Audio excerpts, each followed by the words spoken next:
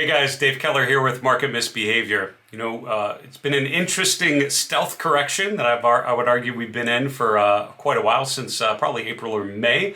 Sort of think in that April to May timeframe, we transitioned from a market where most things were going higher to a market that was really transitioning. You had a lot of the cyclicals that accelerated into May that sort of tapered off. Financials and energy and others sort of peaked in that April to May timeframe, started rolling over into June, and have been weakening. Then the technology FANG sort of trade sort of compensated for that, allowed the market itself, the S&P, to continue to go to new all-time highs June, July, and August, while a lot of those cyclical stocks were retracing.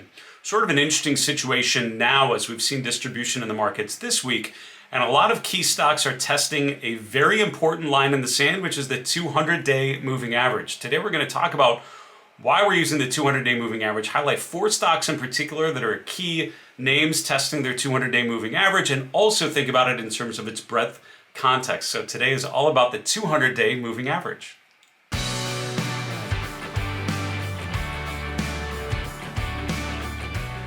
So I'm often asked why I use the 50 and 200-day moving averages. I recorded another video on my channel here earlier talking about the 50-day moving average, how it's often a really good way of measuring short-term pullbacks within long-term uptrends. Today we're going to talk about the 200-day moving average and its importance for understanding long-term trend reversals.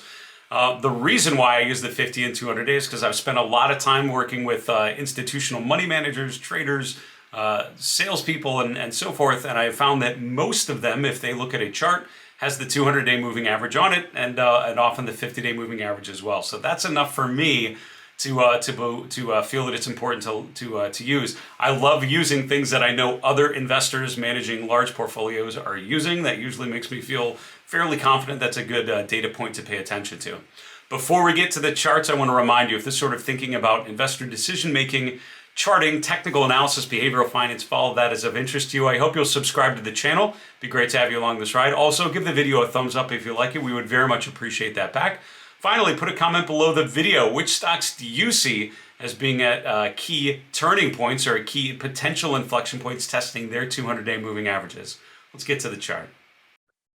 All right, so really we're going to talk about the 200-day moving average, and you'll see the 50-day moving average in blue on all the charts that I'm going to show you. The red line on all the charts I show you is the 200-day moving average, and literally it is a simple average of the last 200 closing values. It is a simple mean of the last 200 days. So if you think about it, what's interesting about the 200-day moving average and the 50-day as well is a lot of times it's less about what's happening right now, and it's more about what happened 200 days ago. Because it's a simple average, today's reading has an equal weight to 200 days ago. Now, if you think about it logically, should today be more or less important than something that happened, 3/4 of the year ago, 200 trading days ago?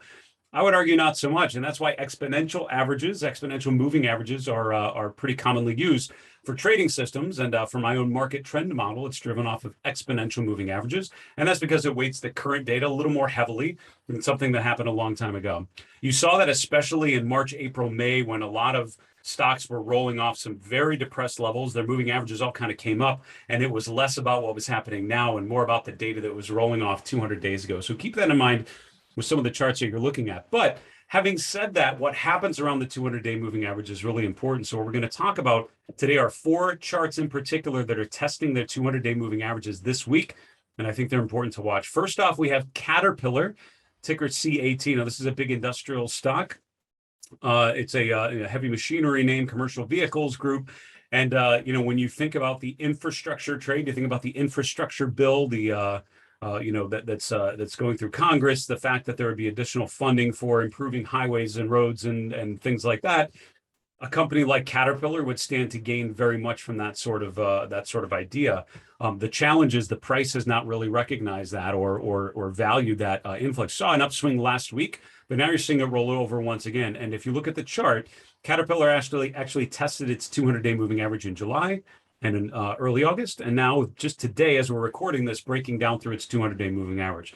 So a couple thoughts on this. Number one, the 200-day moving average is a great way of measuring the overall trend. So if the 200-day moving average is sloping higher, the long-term trend is positive by definition. If 200-day moving average is sloping downwards, it's a downward trend. If it's sideways, like it was here for much of 2019 and 2020, is essentially more of a range-bound market, to be honest. While these were big moves, overall the trend is relatively flat because it's range-bound and it's netting out to an average price that's relatively sideways. You can see the uptrend second half of 2020, first couple months of 2021. We can see the price coming down. The 200-day moving average still sloping higher, but we're breaking down through it today as we're recording this. So what confirms a breakdown of the 200-day moving average? Step one, you close through, or step one, really, you trade through it, which is what we've done today so far. Step two, you close through it, which is what we can't confirm until the closing of trading today as we're recording this.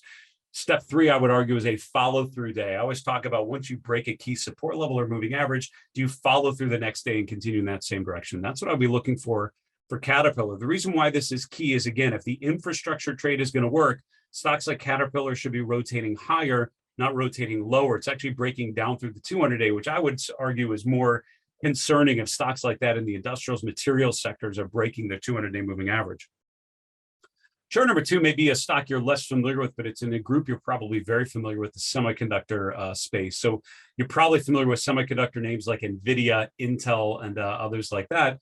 LRCX, Lam Research, is a little a smaller company, but still a mega cap, large cap stock for sure, with a market cap of around 83 billion. You can see that, the same as with many semiconductors, had a really good run, and then in the sort of first and the second quarter stabilized. And LRCX actually hit an all-time high just below 675 here in April. Retested that same level again in late May, sort of rotated back and attempted to break above that level a number of times, breaking above that 650 line a couple times, but every time being repelled and going above there. So there's a key, or going below. So there's a key resistance level that the stock's been unable to eclipse. Now what's happening is it's testing the lower end of that range. It's found support in sort of the 550 to 600 range, 575 range. It's bounced off of there once in May, bounced again in July. Now it's once again testing that support, but now it's hitting the 200-day moving average. It bounced off the 200-day back here last September, and from there it's remained far above it. So the ability of stocks like LRCX to hold the 200-day is important, even though the semiconductor space is pretty broad. You have stocks like Intel, which are pretty ugly charts. You have stocks like NVIDIA, which have been fairly strong charts, then a bunch of things like KLAC and others, excuse me, that are sort of in the middle. LRCX is testing its 200-day. Stocks like this holding their 200-day tells you that that group overall is still fairly constructive. Even though the price has essentially stopped going higher, it's not really going lower yet. Starts breaking the 200-day, starts breaking these previous support levels, you have to be concerned about stocks in this group rotating from a bullish trend, really a consolidation phase, into a distribution phase, rotating and making new swing lows, breaking the 200-day. So that's another key chart to watch. The third one, a little different shape, because this is a stock that actually already pulled back. Disney actually peaked in March, came off, and actually made a new swing low there into May, but since then has now stabilized. It's been sideways, but since it's been sideways, the 200-day moving average has caught up with the price. We bounced off the 200-day in early August. We're once again testing it, and so far actually breaking below the 200-day. Actually closed below it yesterday as we're recording this in mid-August, and so far continuing with a potential follow-through day today. Now, with a stock like this, I think you'd really want to see if it breaks the previous swing lows around 170. I think that would be a good confirmation that the downtrend is consistent. The reason why this is an important chart, right? The uptrend in Disney, the way that stocks like Disney, or companies like Disney, and again, there really is no company exactly like Disney. It's sort of a media conglomerate with a lot of different parts, but really it's been about the streaming stuff, the Disney Plus, which had huge growth, surprisingly positive growth, which really allowed the stock to continue to new all-time highs when the parks segment was completely shut down, right? The parks are not active because of the coronavirus, and so the stock does well, despite the fact that that a big part of its potential revenue stream is shut down.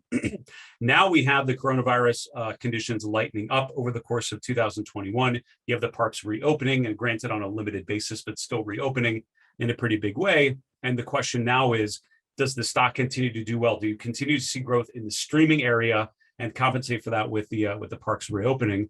And again, all of that is more of the fundamental thesis. The chart is telling you that it's not great yet, right? Disney just reported earnings in the last week, and you can see that overall it really hasn't followed through to the upside. I think a break above 185 would indicate a potential rotation positive, but this, on the other hand, is actually testing its 200. So despite the fact that Parks are reopening despite the fact that streaming data seems pretty positive.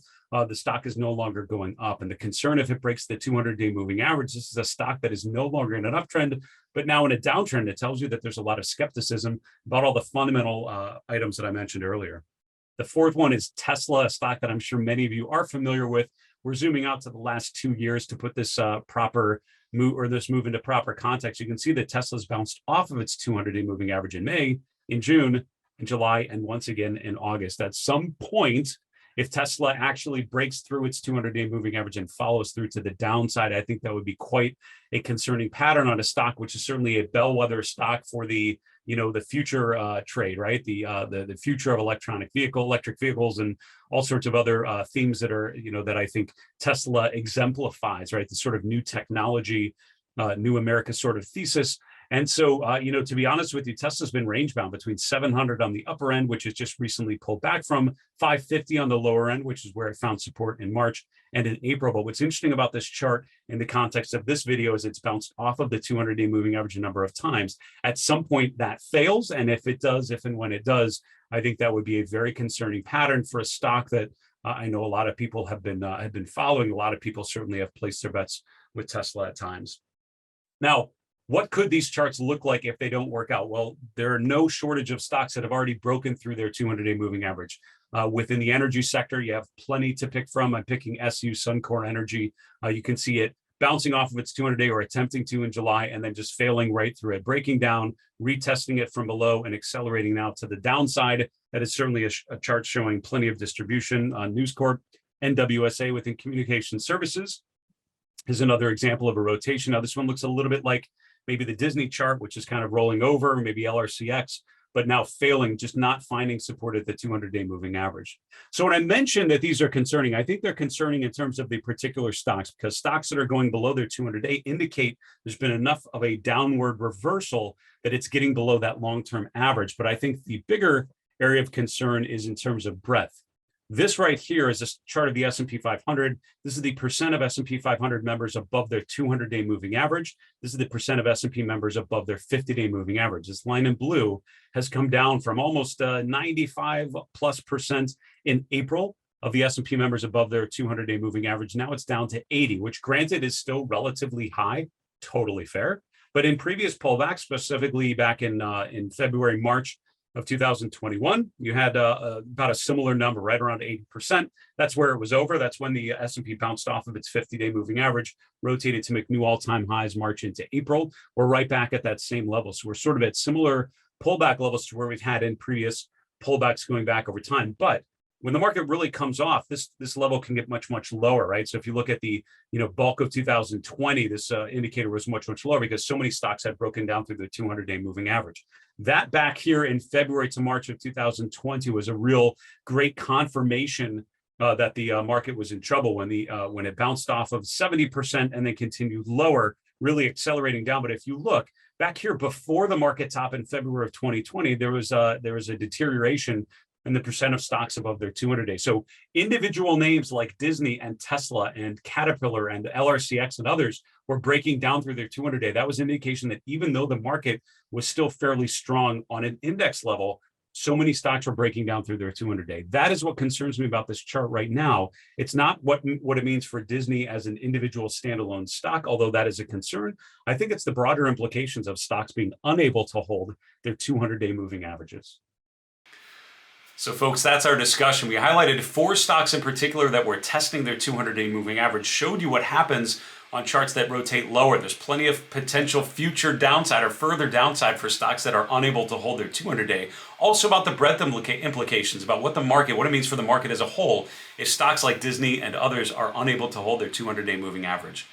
If you like this video, you like this thinking about technical analysis, behavioral finance, trend, momentum, breadth, sentiment, all that good stuff, I'd love for you to subscribe to my channel. It'd be great to have you along this journey. Also, give the video a like if you appreciated it. We would very much appreciate that back. Finally, put a comment below the video. Which of those stocks do you feel is most in a risk situation because of testing its 200-day moving average? Or what stocks did I not mention do you think are also testing their 200-day that we should be paying attention to?